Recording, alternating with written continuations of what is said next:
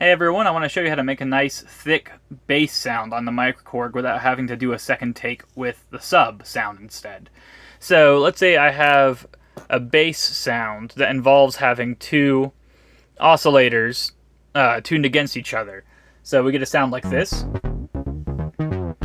Now that's a nice tone for the bass, but there's no sub to it at all. It's missing a lot of low end. And if we have, for instance, a widener like this with the chorus, it's even less bassy. But we want that character to the sound. So a lot of times people might come back and record back a second take with just the sub. But there's another way you can do this on the Microkorg.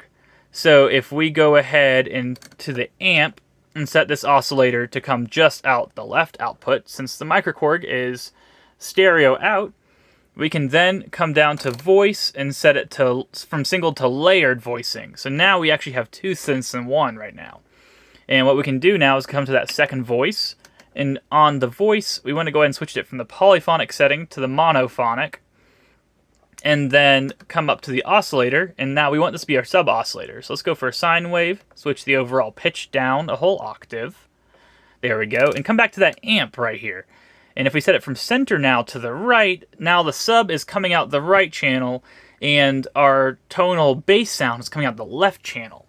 So what I have set up now in Ableton here, you can hear this is our tonal left channel, and here is our sub coming out the right from the Microkorg. Now we get that really, really thick bass sound. You don't have to do any sort of multi-tracking or anything. We can record all of it in at once. And I can show you just the sub on its own. We can also treat them differently as well. For instance, I can come in to the audio effects and let's add bass punch with the glue compressor to that sub channel.